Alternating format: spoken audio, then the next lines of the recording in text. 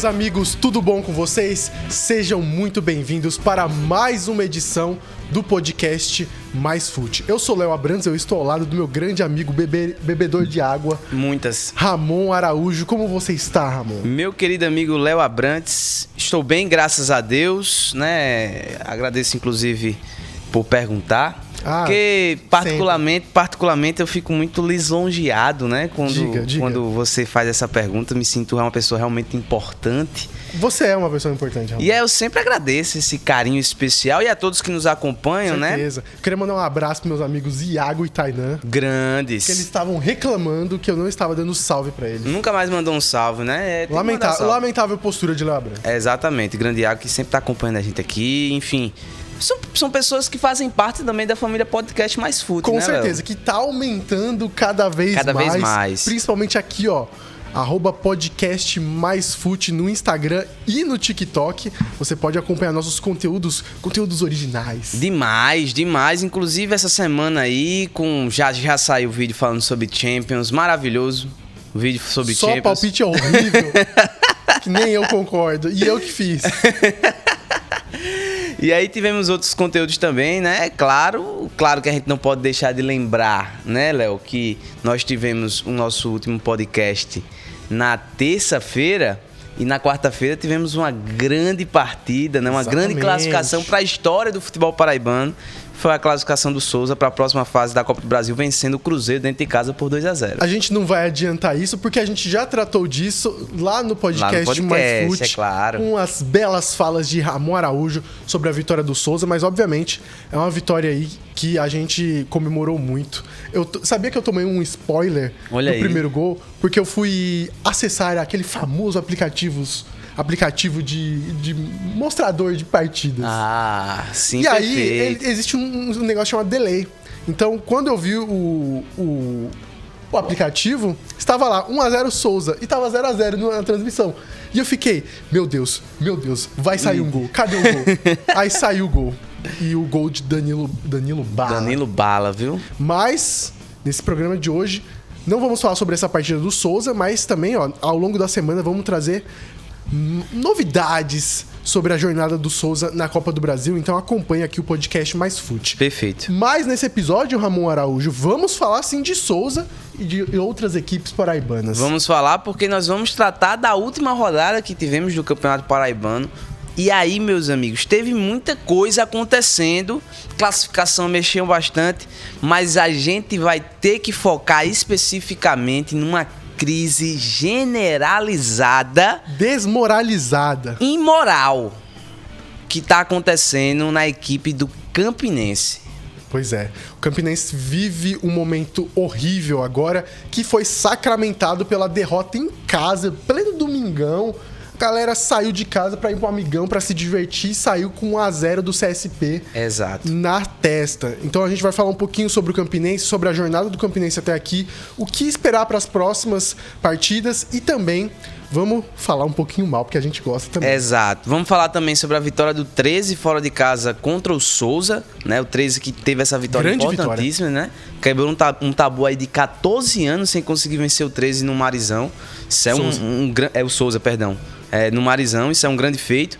O Botafogo, mais líder do que nunca, né? Venceu a equipe do Pombal fora de casa por 3-2. Outra bela vitória. E aí são partidas que a gente vai estar trazendo aqui, análise para você que acompanha o nosso queridíssimo podcast. Mas isso não é a única coisa que nós vamos falar no podcast de hoje, né? Isso, Léo? Exatamente. A gente vai falar um pouquinho também sobre a confusão que aconteceu entre os torcedores do Sport e com os jogadores do Fortaleza, né? Foi lançada uma bomba, vocês acompanharam tudo que aconteceu. A gente vai opinar um pouquinho sobre o assunto e conversar um pouquinho sobre essas expressões da torcida, sobre violência, sobre medidas que podem acontecer. Vamos opinar um pouquinho aqui, porque é sempre uma conversa muito importante. Mas também vamos falar, Ramon Araújo, de um clube. Não um clube, o seu clube. O clube dos clubes, né? O grande clube do Brasil, o Santos Futebol Clube, time do Grande Rei, né? O maior da América, sem sombra de dúvidas nenhuma. Carlos? Não, o grande Santos Futebol Clube, que está ressurgindo, que está ressurgindo aí, né? Porque todos aí acreditavam que o ano do Santos ia começar muito bem, principalmente por conta da primeira... Edson Arantes do Renascimento. Do Renascimento, será?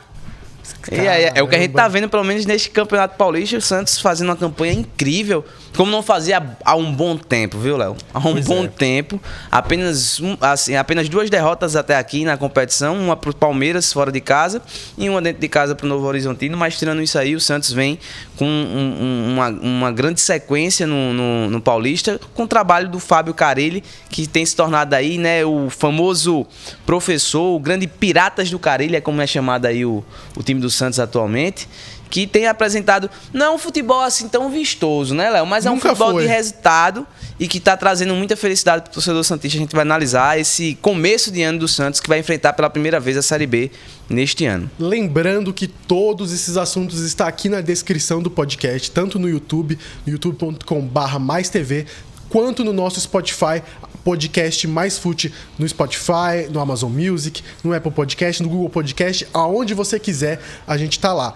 Toda a minutagem tá aqui, então se você quiser acompanhar só um assunto, é só clicar lá. Se você quiser acompanhar só outro, ou todos de uma vez, é só seguir o fluxo aqui, tá certo?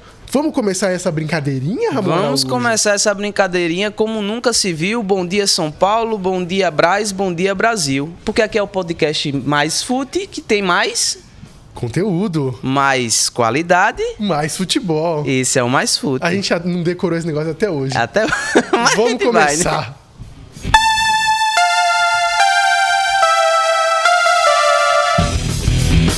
Vamos, obviamente, começar falando sobre o nosso queridíssimo Campinense. Lembrando a todos vocês que estão acompanhando, se você é torcedor do Campinense, tudo que a gente for falar aqui, o que a gente já falou do Campinense desde a Série D, a gente já meteu o pau no Campinense da Série D, a gente tá metendo o pau no Campinense agora, a situação tá complicada pro Campinense. A gente não quer, de forma alguma, desmerecer o Campinense ou diminuir a equipe. É, na verdade, o contrário. A gente quer que a equipe volte a chegar numa Série C. As glórias, né? As glórias do passado. Voltar à Copa do Nordeste.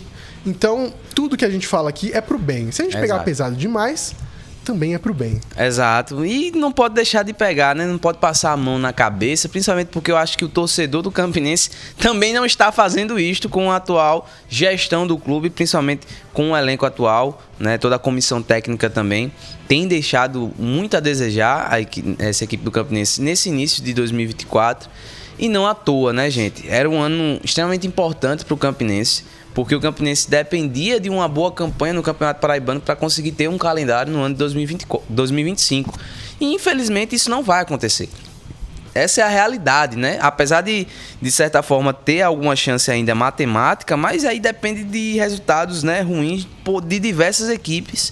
E o Campinense não tem sequer apresentado futebol até agora no campeonato para o seu torcedor, para que possa ter uma fagulha de esperança de que essa equipe vai sair da situação atual que está. Eu acredito que, falando especificamente sobre essa temporada, tudo começou com a pré-temporada, né? Depois de uma eleição muito conturbada. Um cabaré, né? Um verdadeiro cabaré. Só faltou ali as profissionais, né? Isso. Só faltou as profissionais, até porque os palhaços já estavam lá. Não, já. Os marmanjos, né? Exatamente, já estavam tudo lá.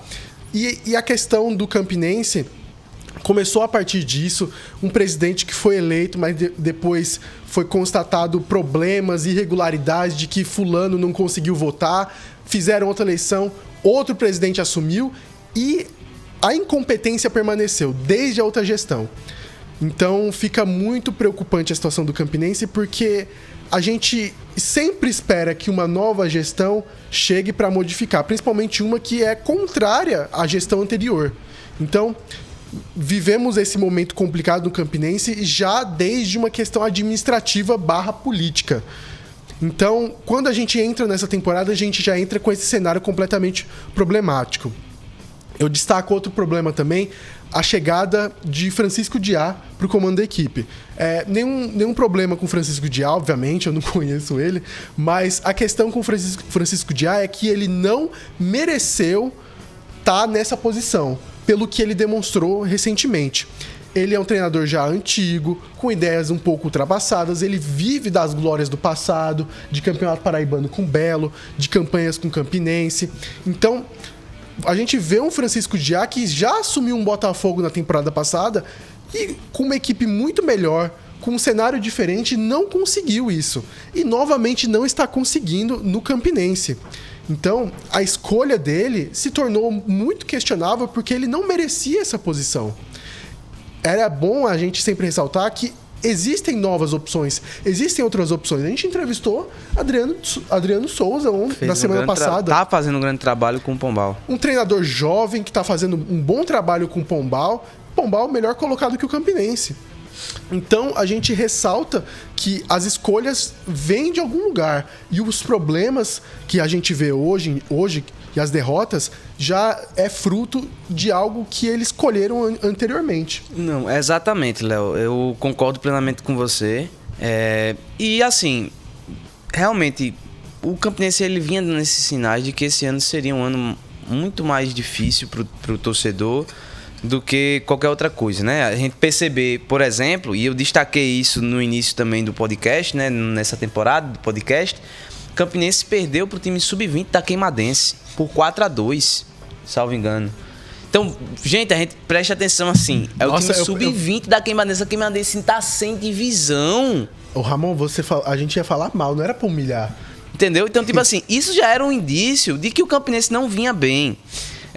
Eu concordo também que a escolha do Francisco Diá para o comando do Campinense foi muito mais uma memória afetiva do que por méritos dos últimos trabalhos do Diá, que realmente tem decepcionado nos últimos trabalhos. E é bom ressaltar, Ramon, que a torcida, parte da torcida campinense, aprovou a chegada do Diá. É porque é isso que eu estou falando, da questão da memória afetiva, tá? Dos torcedores, do clube.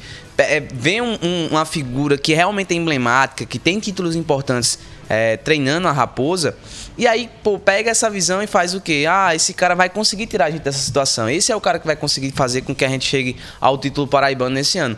E não é por esse caminho, principalmente porque você precisa analisar os resultados que o cara tem entregado nos últimos anos. E os resultados do Francisco Diá não têm sido competentes, não têm sido resultados competentes. Essa é a verdade.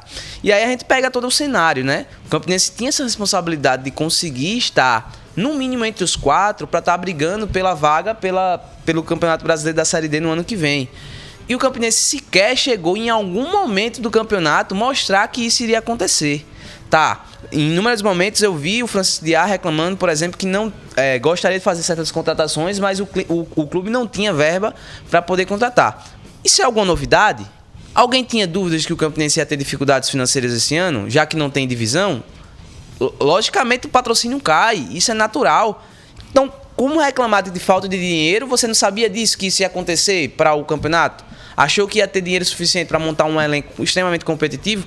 Não, e aí você tem que olhar todo o cenário. Por exemplo, nós temos equipes que são inferiores, inclusive financeiramente, à equipe do Campinense. Muito. Mas que estão com um planejamento muito bem estruturado, com gestões que estão realmente fazendo um bom trabalho. A gente conversou com o Adriano de Souza aqui a respeito da equipe do Pombal e ele falou sobre a gestão, sobre o projeto que tem o presidente do clube do Pombal. E a gente vê que é uma equipe que está pensando a longo prazo. Se o resultado não veio esse ano, por exemplo, de uma classificação para a próxima fase, a gente sabe que é um trabalho que está sendo construído. O Pombal está fazendo um grande campeonato paraibano, fez uma grande partida contra o Botafogo no último final de semana. A gente fala do Pombal, Ramon, que é uma equipe nova que surgiu com essa filosofia, essa mentalidade, mas a gente pode até pegar mais antigo, até mesmo CSP. CSP, perfeito. Que todo ano não tem absolutamente verba nenhuma, só joga com garotos. Trabalho da base. Todo ano tá lá no Campeonato Paraibano, sempre tira pontos de algum adversário grande ou impõe muito trabalho. Sabe, é um planejamento e um projeto que a gente tá pedindo nas equipes grandes. Perfeito. E aí, pronto, eu me lembro agora até mesmo de uma coisa que o Fred Caldeira falou a respeito esse final de semana, esse último final de semana tivemos a final da Carabao Cup, né, que é uma das competições mais tradicionais lá da Inglaterra. E o Liverpool ganhou da equipe do Chelsea. O Chelsea que fez um investimento na casa aí de milhões, bilhões, sabe? Não vou falar do Chelsea não, eu fico bravo. Mas só pra falar assim, tipo, em uma juventude que foi comprada, né? E aí o Liverpool jogando com a equipe basicamente ali com um time sub-20, da base, Liverpool, da base, que é uma juventude planejada pelo Liverpool, e aí ganhou o título nesse final de semana. A gente vê quando a diferença que às vezes quando existe uma estrutura, um projeto, algo que está sendo construído com trabalho, como isso dá resultado, às vezes, do que você pagar, às vezes, muito dinheiro numa coisa que não tem planejamento. Às vezes, o problema não é a questão financeira, mas é a má gestão que existe dentro de um clube, o mau planejamento que existe por dentro de um clube. Então, se isso não for solucionado, não vai ter dinheiro no mundo que consiga resolver algo que não tem estrutura para se manter. Não tem uma base sólida para poder realmente conseguir sustentar aquele edifício que está sendo construído. E é o que nós vemos hoje no Campinense. O Campinense vive numa areia movediça, né? Não tem como você construir um trabalho dentro do Campinense se o que existe por trás, que é justamente a gestão, é o trabalho que está sendo feito ali pela uma diretoria, não dá o suporte necessário para isso. Né? O time do Campinense hoje só tem para mim um único destaque, e olhe para você ver que situação, falei isso desde o início do campeonato, é o Eduardo, que é o zagueiro do Campinense, artilheiro do time e do campeonato. Como é que pode um zagueiro ser artilheiro de um time? Isso é inconcebível. Inconcebível. Assim, com todo respeito a todos os profissionais que estão trabalhando no Campinense, eu tenho respeito ao trabalho que vocês fazem, eu tenho respeito à sua pessoa. Eu não estou querendo falar aqui que você é vagabundo, não estou falando nada disso. Muito pelo contrário, eu sei que você está trabalhando, você está buscando ganhar o seu ganha-pão, mas é vergonhoso a forma como esse trabalho está sendo construído.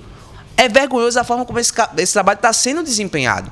Não tem como fugir. O Campinense hoje tem se tornado uma vergonha para o seu torcedor. O torcedor foi no estádio no último domingo, num dia de domingo, podendo estar com a família para estar no estádio apoiando o time, e tem que lidar com esse tipo de situação.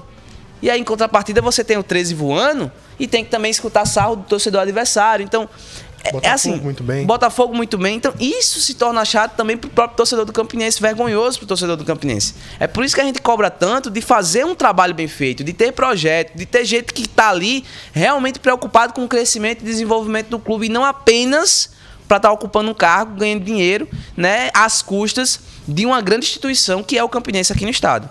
Pois é, e olhando aos jogos do Campinense, a gente dá uma rápida olhada, a gente pode ver que a equipe teve dificuldade quando toda vez que precisava impor o seu jogo. Eu falo isso no jogo contra o Pombal. Apesar do estilo do Pombal ser muito pra frente, ser uma equipe dominante, né? No jogo contra o Campinense a gente viu um Pombal mais recuado, um Pombal que teve dificuldade de impor o seu jogo em relação ao Campinense. Nesse jogo o Campinense perdeu. Depois o Campinense enfrentou o São Paulo Cristal, que é todo mundo bate. Depois, o Campinense enfrentou um Botafogo, e aí, uma equipe mais forte, é mais fácil de você fechar a casinha, mais fácil de você controlar o resultado, e aconteceu isso com o Botafogo, jogando em casa, e contra o Serra Branca, jogando fora de casa, mas também no Amigão. Depois, tomou peia do Souza, porque o Souza tava, vamos dizer, puto, né? Novidade, treinador novo, expectativa para a Copa do Brasil, então veio com o Shell. Sim. Veio pro Shell e o Campinense não conseguiu aguentar. Mais uma vez a gente viu um Campinense que precisava propor jogo contra o CSP. Não conseguiu. Ou seja, a equipe do Campinense não consegue resultados quando tá jogando atrás, não consegue resultados quando tá jogando pra frente, não consegue nada. E aí fica o questionamento pros próximos jogos. Será que esses empates que eles conseguiram em jogos contra adversários grandes vai continuar? Porque agora a gente vai ter Campinense e Nacional de Patos. O mando de campo é do Campinense, mas o Nacional de Patos mostrou capacidade em conseguir aguentar equipes fortes. Ele aguentou o Botafogo por um bom tempo e teve chance de marcar gol no jogo lá no Almeidão, mas perdeu. Conseguiu empatar com o Serra Branca, nessa partida onde o Serra Branca dominou, a gente vai falar um pouquinho mais daqui a pouco, dominou, e depois o Nacional de Patos fez o empate, empatou no final. Depois o Campinense vai ter em casa novamente Atlético de Cajazeiras, que supostamente o Campinense vai ser uma equipe dominante, contra um Atlético de Cajazeiras que vai vir puto. Esse time tá puto, porque foi rebaixado por uma besteira e uma irresponsabilidade dentro da administração do clube. E depois vai enfrentar o 13 em casa. Imagine esse cenário, torcedor campinense. E torcedor 13ano, obviamente, também. Você disputando uma vaga para a Série A, para a primeira divisão do Paraibano. E você vai jogar contra o seu principal rival em casa. E você, torcedor do 13, vai poder rebaixar a sua equipe. Porque o seu adversário, né? O seu adversário, porque o Campinense agora briga por rebaixamento, para se manter vivo na primeira divisão. E agora eu quero ver como é que vai ser. Se o Francisco Diá vai continuar no cargo, se o Campinense vai conseguir aguentar a onda dos torcedores e aguentar os jogos que vai acontecer. Fica um fator aí pra gente olhar nos próximos episódios. Exatamente. Não basta, como você falou, né, Léo? Todo o contexto ruim. Os próximos jogos do Campinense são jogos extremamente difíceis, com todo o devido respeito à instituição campinense, mas jogos difíceis, com essa possibilidade de ser, inclusive, rebaixado jogando contra o 13. Então, são questões pra gente estar acompanhando aí nos próximos dias. Já que a gente tá falando do 13... O 13 teve uma vitória importantíssima, quebrando um tabu aí de 14 anos contra o Souza. Não conseguia vencer o Souza justamente há 14 anos lá no Marizão. E aí consegue essa vitória gigantesca com um golaço de letra. Pra botar a cereja no bolo. Foi a cereja do bolo. Lucas Mineiro que fez. Um golaço, assim, a equipe do 13. Como eu falei, é uma equipe que ia crescer ainda dentro do Campeonato Paraibano e a gente tá vendo isso acontecer, né? Os primeiros resultados do 13 ofuscaram muito o que essa equipe poderia entregar e tá entregando muito bem o time do 13, que eu acho que agora vai estar com um foco muito maior no Paraibano do que, por exemplo, na Copa do Nordeste, né? Uhum. Eu acho que a situação agora ficou muito mais complicada pro 13 na competição, mas ainda tem chance. Regional, mas tem chance, né? É uma equipe que tá começando a desenvolver o futebol, tá começando a encaixar o estilo de jogo do William Di Matia, e a gente vê hoje já um 13 mais encorpado, com uma característica própria. É um 13 que vai chegar com certeza para a próxima fase. Eu não duvido que o 13 não... Perdão, eu não tenho dúvidas que o 13 vai passar para a próxima fase do Campeonato Paraibano. E aí, meus amigos, é o que eu tô falando, é uma equipe que tá crescendo e ela pode chegar nessa reta final, no quadrangular, ainda mais encorpada e ainda mais, né, focada naquilo que o Arthur Bolinha falou pra gente, que desde o início do Campeonato Paraibano quer conseguir o bicampeonato da competição estadual. É bom a gente pensar que o 13 está começando a crescer na temporada. Obviamente tem alguns percalços, né? Teve o jogo contra o ABC que empatou em casa. Uma besteira da defesa. Cara, por pouco o 13 não estava classificado. Essa é a verdade. Foi um detalhe muito pequeno. O 13 fez uma partida até que interessante, mas ali uma besteira, uma pressão do ABC resultou o jogo. E também agora o 13 vive um dilema entre focar no Paraibano e focar na Copa do Nordeste. Até porque a Copa do Nordeste agora parece que está ocupando mais espaço do calendário, né? A gente teve agora jogo com o CRB recentemente, teve o próprio jogo da Copa do Brasil, teve jogo pela Copa do Nordeste com o Sport, depois, antes, né, no jogo anterior tinha sido contra o River. Agora, amanhã, né, nesta quarta-feira, já enfrenta o América de Natal, depois o Pombal, depois o Maranhão, sabe? Tá num ritmo muito grande, assim, até mesmo parece que tá vivendo mais Copa do Brasil e Copa do Nordeste do que o Paraibano. E mesmo assim conseguiu um resultado muito importante contra o Souza. E fez uma partida muito boa, viu? O 13 conseguiu frear aquele ímpeto do Souza que a gente conhece, que a gente está acostumado. A gente viu um Souza muito mais defensivo e não à toa que o primeiro gol surgiu dessa maneira. O 13 estava pressionando, o 13 estava em cima e conseguiu marcar o gol. O 13 só foi relaxar mesmo na partida depois do segundo gol, que aí o Souza dominou a partida e foi tentar buscar pelo menos um gol e não conseguiu. Então, o 13 se mostra uma equipe muito forte, mas esse desfoco, né, do Paraibano não é um desfoco assim premeditado, é um desfoco, eu diria, até que natural, porque com tantos jogos, com tanta sequência, com tanto calendário, você acaba desviando um pouco o foco ou acaba tendo atuações melhores nesse jogo. Às vezes uma atuação muito boa contra o River do Piauí, por exemplo, custou uma atuação boa contra um adversário do Paraibano. Sim. E vice-versa. Então, essa confusão pode chegar num limite. Mas eu diria que o 13 está na semana decisiva da Copa do Nordeste, porque vai enfrentar América de Natal fora de casa e Maranhão fora de casa. Duas equipes muito, muito fortes, adversários muito difíceis, que se fosse no Amigão já seria muito difícil. E agora vai jogar fora de casa. Desses dois jogos, eu diria que o 13 pode traçar sua regra e falar assim: ok, podemos desistir da Copa do Nordeste agora, bota uma equipe mais alternativa e vamos focar no Paraibano. Ou falar assim, cara, realmente temos chance de classificar para a próxima fase da Copa do Nordeste. Obviamente, o título é algo muito fora da casinha, mas a renda que você consegue pela Copa do Nordeste, avançando, eu estava pesquisando recentemente, é na casa dos 800 mil. É como se fosse uma vaga para a Copa do Brasil também. Então, é um dinheiro muito importante. Então, eu acho que esses 2 jogos vai traçar muito bem a rotina do Souza, do 13. E quanto ao Souza, parece que foi ressaca, não foi? Então, muito. Acho que é isso que a gente pode definir, Léo. O Souza veio de uma das vitórias mais importantes, se não a vitória mais importante da história do clube do Souza.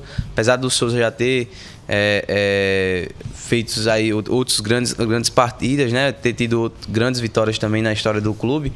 Mas eu destaco esse ponto porque é uma vitória contra um clube de Série A, o maior campeão da Copa do Brasil, um time que já foi campeão da Libertadores, enfim, tem toda a história, o Cruzeiro, né? E foi da forma como foi, né? Uma partida extremamente difícil, com chuva, gramado molhado ali, pesado, encharcado. E foi uma vitória como foi, contundente, né? Assim, indiscutivelmente o Souza me parece que foi o vitorioso merecedor, né? Assim, a equipe que realmente buscou mais e conseguiu o resultado.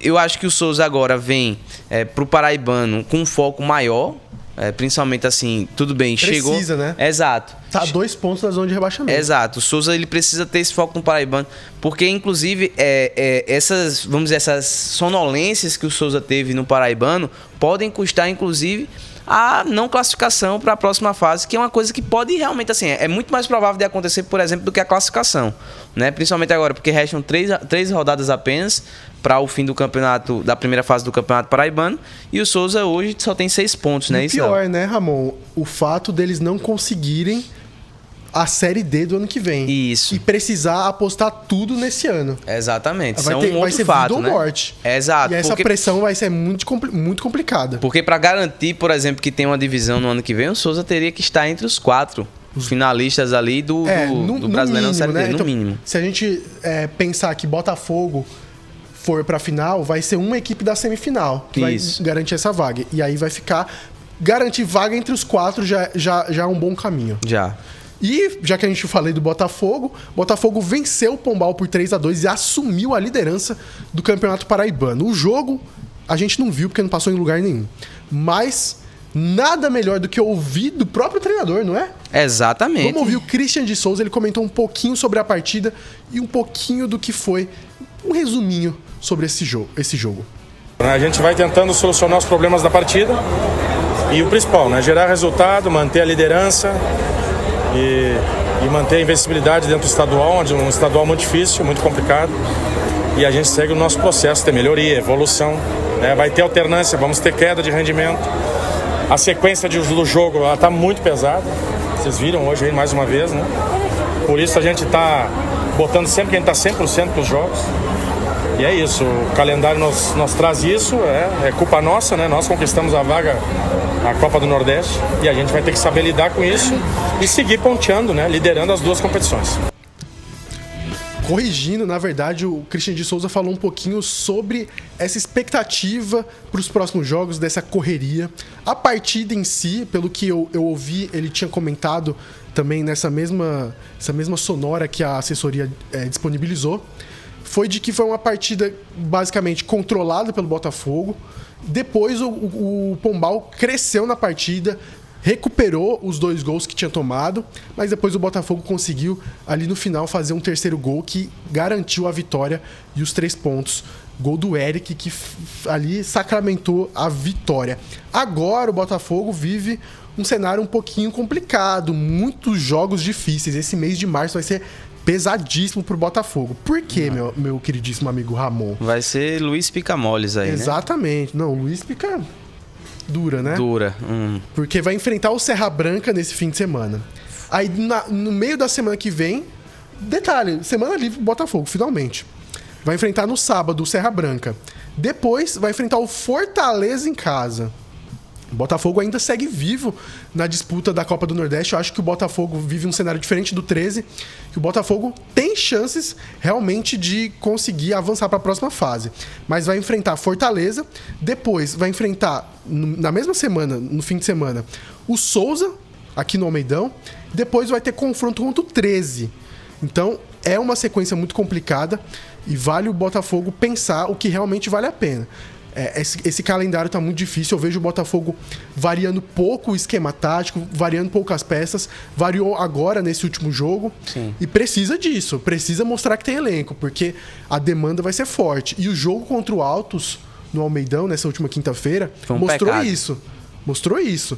Que a equipe fez 1-0, tava com a partida ganha, destabilizou um pouco emocionalmente, teve o próprio juiz, né? O primeiro gol do Altos foi irregular, a bola não entrou. Então, o Botafogo precisa se colocar na casinha e variar um pouco mais esse jogo. Eu vejo, por exemplo, o Pipico jogando todos os jogos. Tá voando, né? Tá muito bem, mas isso é perigoso, principalmente pela idade avançada dele. Exatamente. Falando agora um pouco também sobre outro jogo que nós tivemos na rodada do Paraibano, nós tivemos Serra Branca e Nacional de Patos, um jogo onde parecia que Serra Branca ia vencer até os últimos minutos, quando a equipe incansável, que nunca desiste, que está até o final lutando para conseguir o resultado, conseguiu um golaço, diga de passagem, viu? Nacional de Patos conseguiu esse empate, o grande Nacional de Patos, indiscutivelmente o time mais guerreiro que eu já conheci na minha vida, mais do que o time de guerreiros do Fluminense. Exatamente. Viu? Então, vamos escutar um pouco o que falou o treinador do Serra Branca, a análise que ele teve da partida, o grande Raniel Ribeiro, que perdeu, né, inclusive, a invencibilidade que ele tinha aqui no Campeonato Paraibano nesta temporada, né? Na partida contra o Souza, né? Exatamente. Vamos ouvir. Vamos escutar. Nós fizemos um péssimo segundo tempo. Um primeiro tempo aguerrido, um primeiro tempo que criamos algumas situações, né? Mas o segundo tempo de uma forma muito negativa. Jogamos muito mal e merecíamos tomar um empate, sim. Merecíamos tomar um empate, mas o sentimento é que se eu joguei mal todo o segundo tempo, se eu resisti até os 50 minutos do segundo tempo, faltando um minuto, então não se poderia ter tomado o gol que se tomou, né? A bola de um lateral, se deu rebote, não conseguiu tirar a bola, né? Então, quem olha o resultado sem ter assistido o jogo e escuta que nós fizemos um mau segundo tempo, entende o porquê. Mas quem assiste o segundo tempo, jogou mal, mas não poderia ter tomado o gol que se tomou.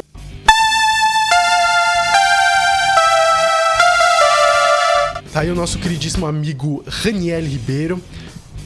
O Serra Branca agora tem até que um vaga encaminhado, eu diria, então, né? tem um caminho mais tranquilo, vamos dizer assim, tranquilo entre aspas, né? Mas um caminho mais tranquilo. O Serra Branca vai enfrentar o Botafogo na próxima rodada, que é a partida, talvez acho que todo mundo quer ver até então no campeonato, porque seria a partida entre o líder e o vice-líder do campeonato, né?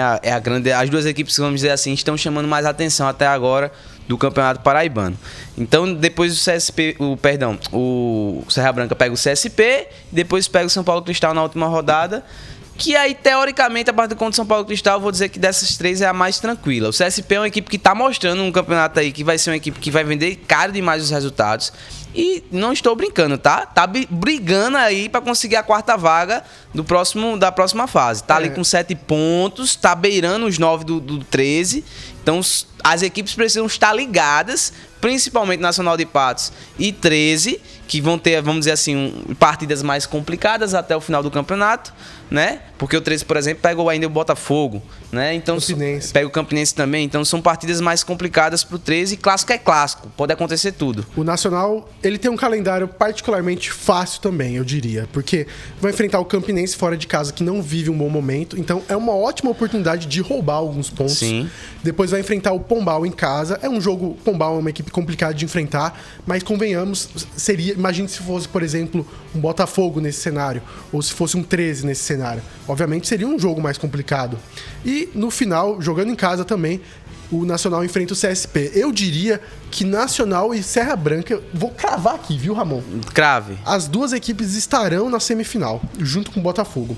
Falta uma vaga que eu acho que vai se definir, como você falou, entre CSP, entre 13 e Souza. E Pombal. Eu talvez, acho que vamos supor que Pombal ganhe algumas partidas. Eu acho que os quatro bem equilibrado. Eu acho que os 4 que estão nessa jornada de classificação vão ser os 4 que vão passar para a próxima fase, né? Botafogo, nessa sequência, Botafogo, Serra Branca, Nacional de Patos e 13. É isso, né, Ramon? Vamos mudar de assunto? Vamos embora.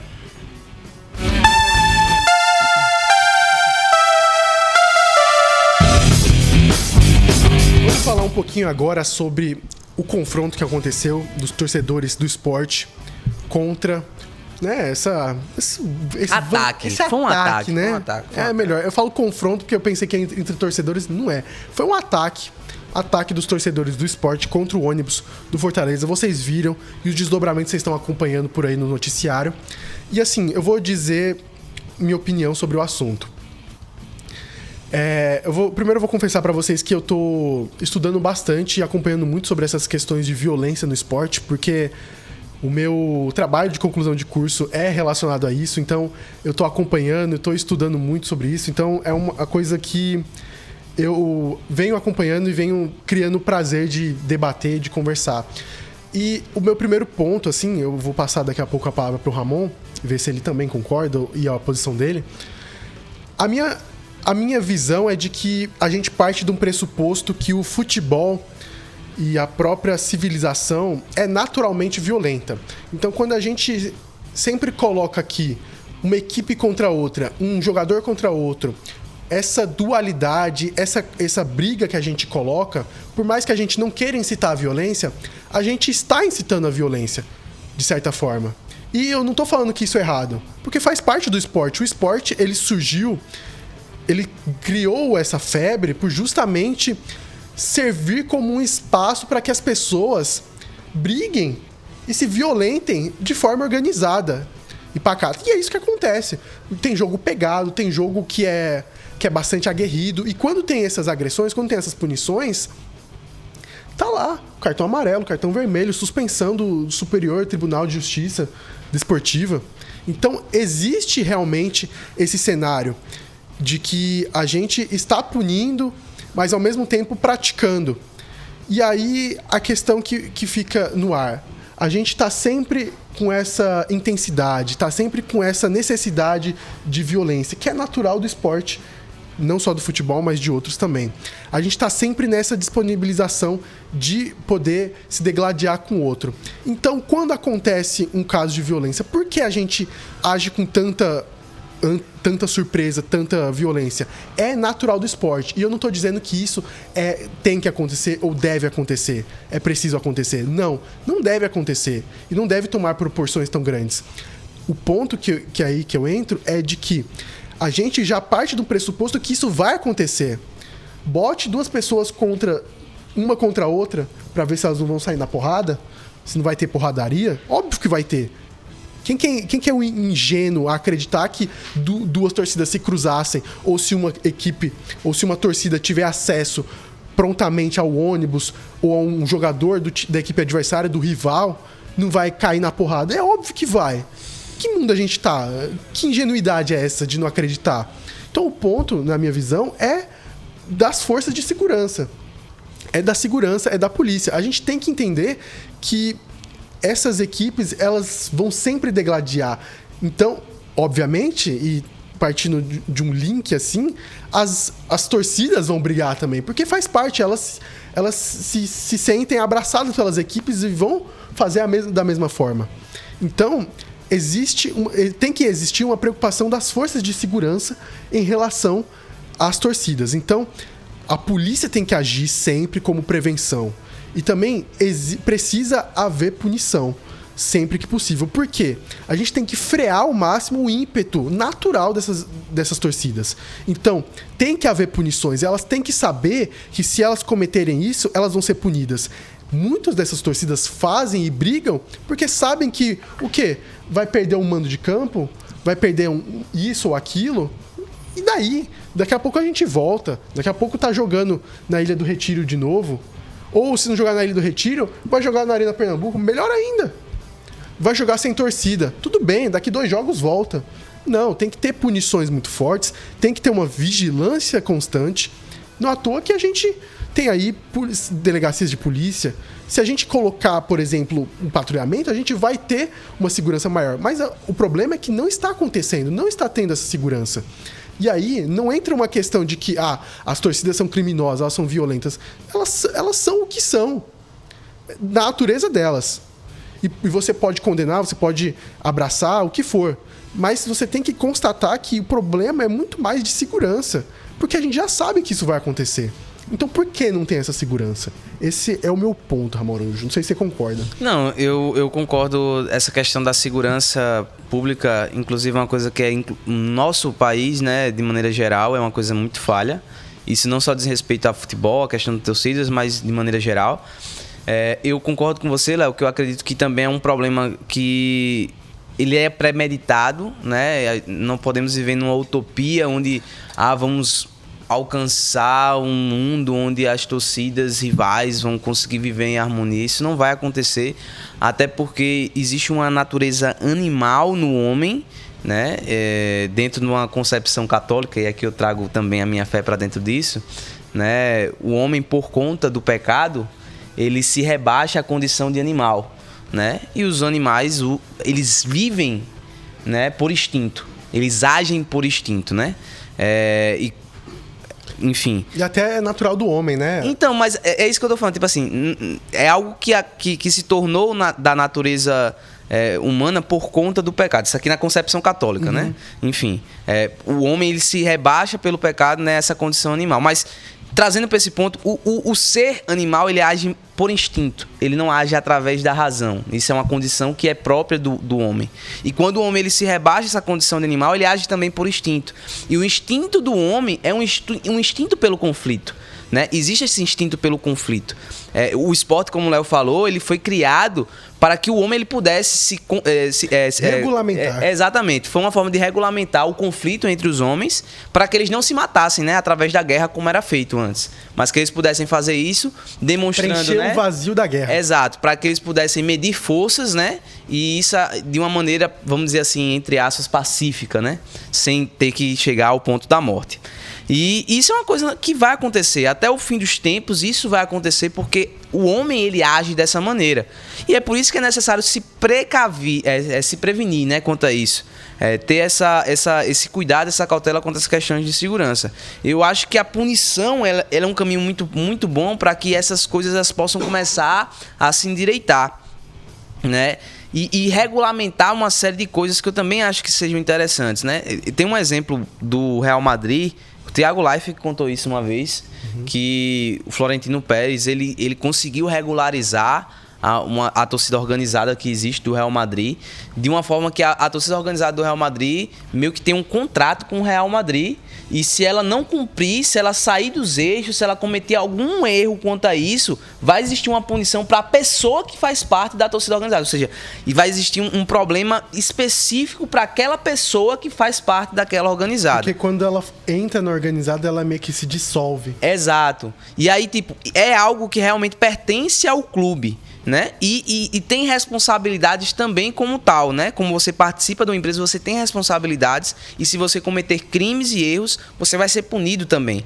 Então, eu acho que isso é um caminho que nós podemos pensar para o Brasil, porque a gente já viu que em inúmeras situações, o diálogo, campanhas, faixas entrando em campo, homenagens, isso não adianta, né? A gente só vai começar realmente a punir de verdade, eu acho, quando acontecer uma desgraça realmente de alguém morrer.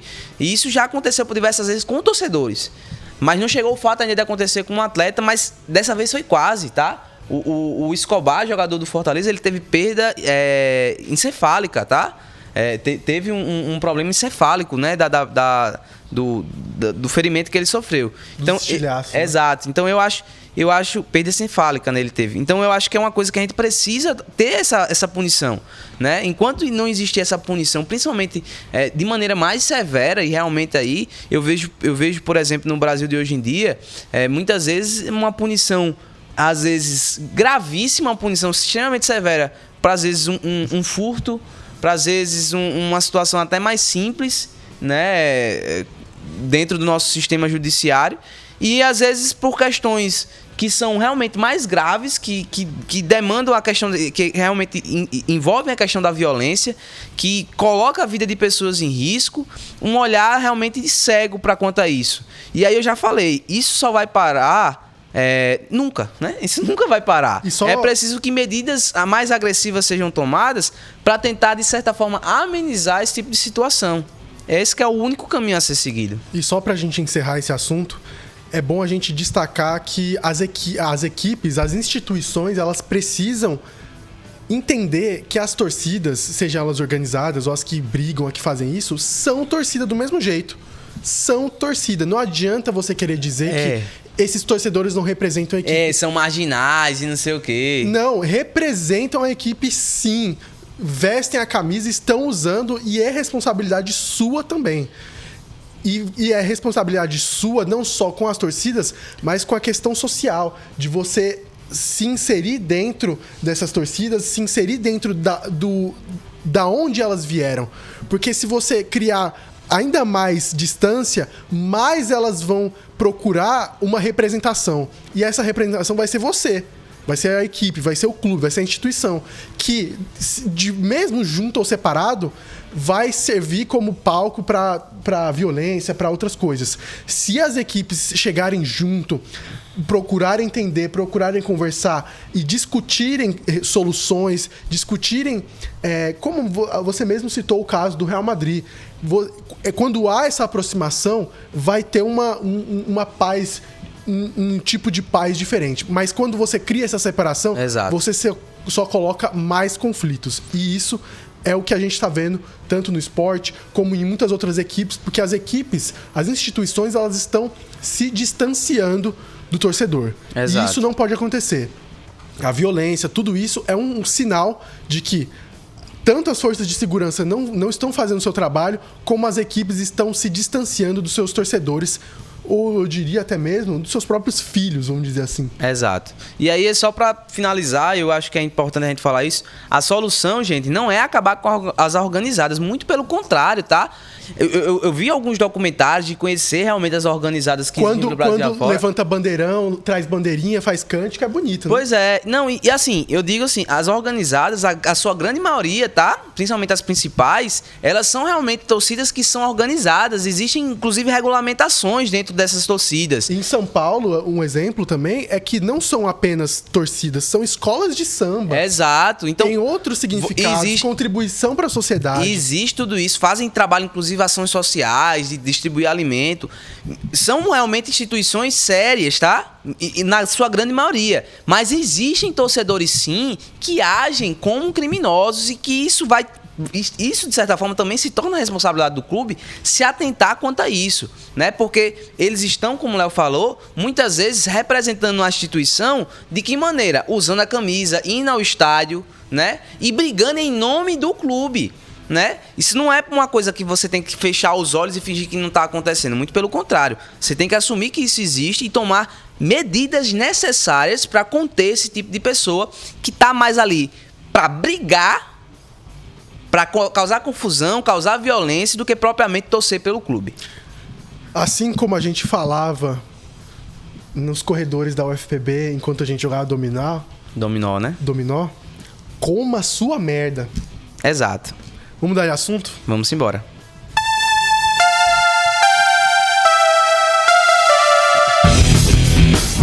Agora a gente vai falar dele. O Santos Futebol Clube. O que está acontecendo com o Santos? Ramon Araújo, você tem 10 minutos para falar. Então, o Santos está vivendo... O Santos está vivendo um grande momento, né? Um momento, primeiramente, delicado da sua história, porque é a primeira vez que o Santos vai estar disputando a Série B do Campeonato Brasileiro. Mas começou o ano muito bem, com a estruturação de uma equipe, um elenco, né, mais enxuto, com um salário mais enxuto, apostando já em alguns jogadores que já tiveram algumas passagens pelo futebol brasileiro, já apresentarem em um determinado momento algum futebol vistoso e que caíram bastante de rendimento, né? Apostando também em alguns jovens jogadores e também apostando em alguns outros medalhões já conhecidos da torcida do Santos. Mas, enfim, o Santos conseguiu montar um elenco para essa temporada e apostou no trabalho de Fábio Carelli, que teve uma primeira passagem pelo Santos muito boa, conseguindo livrar o Santos de um rebaixamento, né? E fez todo esse trabalho em torno do Carelli, dando, inclusive, uma pré-temporada com tempo para poder trabalhar e trazendo peças como, por exemplo, Gil, que é um jogador extremamente experiente, qualificado, trazendo de volta já aí o Diego Pituca. Nós temos o William do Bigode, Guilherme chegando, Otero, que é um jogador que teve um primeiro momento ali muito bom no Brasil, mas depois péssimas passagens por alguns clubes. Casares também, que é um jogador que nunca mais rendeu também no futebol brasileiro. Não. O que fez o gol de meio de campo na final da Copa do Brasil contra o Grêmio. Mas enfim, algumas peças que são bastante conhecidas, né? E tem conseguido encaixar um futebol muito bom através desse trabalho que o Carille tem feito.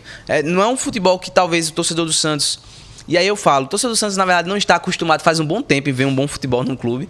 Mas dizem, né, tem essa tradição de que o Santos é um time que tradicionalmente joga pra frente, tem sempre futebol vistoso, e que isso não tem acontecido nos últimos anos e não está acontecendo nessa temporada.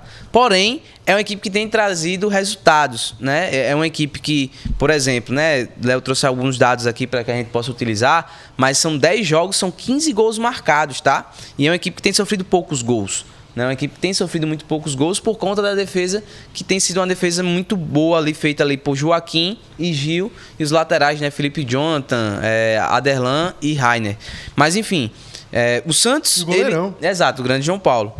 Mas o Santos ele tem feito um bom campeonato, um campeonato regular, assim, muito positivo. O Santos, por exemplo, nos últimos 3 anos, essa altura do campeonato estava brigando para não cair para a segunda divisão do Campeonato Paulista. E hoje, acho que já com algumas rodadas de antecedentes, acho que umas 5, se não me engano, o Santos já está classificado. 4 rodadas de antecedentes, o Santos já está classificado para a próxima fase e já está garantido na Copa do Brasil do ano que vem, competição que esse ano o Santos não está disputando porque não tinha vaga. Então isso é um exemplo de como está sendo feito um bom trabalho, né? Destaque aí, por exemplo, para o João Schmidt, que é um jogador que chegou do Japão, indicado pelo próprio Fábio Carille, e tem desfilado, parece que joga no Santos há anos, né? Esse nome não me é estranho, ele jogou em alguns... Jogou no São Paulo. Jogou no São Paulo, sim, verdade. João Schmidt jogou no São Paulo. É jovem, né? Não, já tá com uns 30 anos. Já tá com uns 30, né? Mas aí você tem o Pituca, que é um ídolo da torcida do Santos, retornando e jogando como também se nunca tivesse saído do Santos. O Otero, que tá produzindo muito, tá? Tá jogando muito, o Otero correndo muito, driblando muito, com excelentes assistências, marcando gols. É um jogador que está entregando muito. E o Otero, por exemplo, para vocês terem noção, o Otero está ganhando 50 mil reais. Não é um salário comum, por exemplo, para um jogador como o Otero, que já ganhou aí na faixa dos 500 mil, né, 300 mil. E aí rebaixou o salário dele realmente para que pudesse ter a oportunidade de jogar no Santos e tá desempenhando um bom futebol. O Guilherme, que por diversas vezes chegou a ser inclusive artilheiro, por exemplo, uma vez do Campeonato Brasileiro da Série B, o Guilherme vinha como reserva do Fortaleza e assumiu esse compromisso de ir para o Santos. Não foi para o Corinthians, por exemplo, que é uma equipe que queria ele e está disputando na Série A do Campeonato Brasileiro. Então foram alguns jogadores que tomaram essa decisão de rebaixar o salário, de dar a oportunidade, por exemplo, de fazer parte da história de um time grandioso como o Santos e fazer parte dessa reconstrução. E tudo isso faz parte do trabalho que tem feito o Carille. O Carille é muito conhecido por ter um sistema defensivo muito forte e ser realmente um treinador de partidas de 1-0, 2-1, de resultados mínimos, mas que consegue trazer os 3 pontos, que consegue trazer uma sequência de vitórias, por exemplo, para o clube, e que talvez o Santos foi muito injusto, por exemplo, com o Carille, naquele primeiro momento, quando ele consegue salvar o clube do rebaixamento, mas não renova com o Carille para a temporada seguinte, para ele dar sequência no trabalho. Não teve uma outra passagem que ele durou, 4 jogos? 5 jogos também? Então, eu acredito que foi a primeira. É porque ele só teve 2 passagens. A primeira e essa, né? Sim. A primeira ele assume o Santos prestes a cair. Ele consegue uma sequência muito boa com o Santos. A segunda, eu não sei se foi ano passado, que ele jogou, 5 jogos e já saiu. No Santos, não. Foi em outra equipe, então? Acho que deve ter sido em outra equipe. Porque ele realmente, o último trabalho dele no Santos foi esse que ele conseguiu tirar o Santos do rebaixamento. Então não foi esse do primeiro, não? Do trabalho, será? Eu acho que não foi 5 jogos, acho que foi um pouquinho mais. Mas foi, bem pouco. Foi pouco. Ele pegou pouco. Realmente a reta final ali do Brasileiro e conseguiu salvar o Santos do rebaixamento. E assim, falando um pouco sobre a minha visão sobre o Santos, eu olhei com muitos olhares negativos, principalmente sobre as contratações que chegavam. Porque, cara, anunciaram Gil, Juliano, Casares, Otero, tudo assim de uma vez só, assim. Era uma sequência do outro e eu falei, meu Deus, o que o Santos vai fazer? O que vai ser do Santos? Lembrou muito o Cruzeiro, antes do Ronaldo chegar, porque o Cruzeiro ele tinha anunciado Jailson, tinha anunciado um monte de contratação de velho. E a gente tava falando, meu Deus, o Cruzeiro vai ficar 12 anos na Série B. Mas o Santos mostrou, né, capacidade, principalmente defensiva, e mostrou uma mistura interessante. A gente vê alguns jovens no Santos ali despontando, como o Patati, o Marcelinho, como o Pedrinho. Jogadores que estão tendo oportunidades, misturados com alguns jogadores com um pouco mais de experiência, como você citou, o próprio Morelos que chegou, o próprio João Schmidt que está ali ocupando a posição. Pituca, que voltou, João Paulo, que já é um pouco mais... que não é mais tão jovem, mas também não é uma experiência toda, misturado com esses jogadores mais velhos. Então, se tornou uma mistura muito interessante. E vale ressaltar essa campanha do Santos, e queria ressaltar, primeiramente, o trabalho defensivo do Carille, vem mostrando bons números defensivos, não tem posse de bola, o Santos ali tem uma média de 50% de posse de bola, e bons números defensivos, bons números de desarmes, bons números de interceptações, e também de jogos sem sofrer gol, foram 5 jogos sem sofrer gols. Então, o Santos vem mostrando essa capacidade defensiva. No ataque, também está mostrando bons números. O Santos já marcou 15 gols e é o terceiro melhor ataque. Está 1 gol atrás do Palmeiras e 2 do Mirassol, que é o líder do quesito ofensivo. Então, o Santos vem mostrando essa capacidade, mas é bom ressaltar, Ramon, para você acalmar um pouquinho também, que o Santos ainda precisa mostrar mais, principalmente desempenho. Os resultados estão chegando, mas e quando os resultados não acontecerem? O que vai ser disso? É bom a gente ter sempre esse pé atrás e sempre essa prevenção, né? Sim. Mas até o momento eu vejo com muito bons olhos, e ressaltar principalmente boa campanha contra equipes paulistas, assim, isso, que vão jogar a Série B. Por mais que tenha perdido do Novo Horizontino e perdeu do Palmeiras, foram as únicas 2 derrotas, né? Isso. Da equipe no campeonato. É bom ressaltar que muitas dessas equipes que vai enfrentar na Série B. Isso. A Série B é basicamente dominada por equipes paulistas. São 7 equipes paulistas. É quase a metade.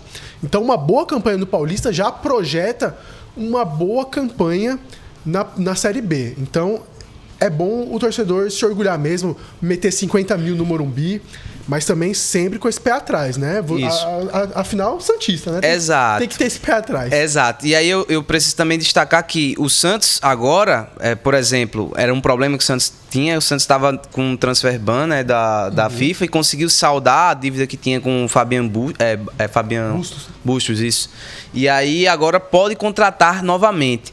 Eu acho que talvez para o Paulista não venha essas contratações, mas pensando em Série B, isso é muito importante para o Santos, porque a gente sabe, beleza, o elenco atual está conseguindo dar conta do Campeonato Paulista, mas a Série B é um campeonato muito mais longo, com muitas viagens para fazer. Nossa, muitas. E que isso dificulta bastante. Então, a Série B, beleza, vai conseguir manter boa parte desse plantel, mas precisa também de reforços para dar aquele gás a mais para a competição. E jovens, né? Porque exato, talvez os velhos não aguentem. Exato, e que é importante. E só destacando também, o Santos vai ter esse retorno do Juliano agora para essa fase final do Paulista, o que vai também dar um acréscimo ao meio de campo do Santos. O Juliano, que começou muito bem vestindo a camisa 10 do Santos. Mas de maneira geral é isso, Léo, concordo. É um início muito promissor, muito bom do Santos, mas sempre com aquela cautela, claro, porque há muito trabalho a ser feito. O Santos só vai ter assim a consciência realmente, pronto, esse trabalho deste ano foi concluído quando o acesso à Série B, o acesso à Série A do Campeonato Brasileiro, ele estiver feito. E o início de um projeto, né? Exato. De planejar como essa equipe vai se formar, a filosofia, a ideia de jogo. Exato. Então a gente espera isso e muito mais do Santos. Exatamente. Vamos encerrar esse programa logo? Vamos embora.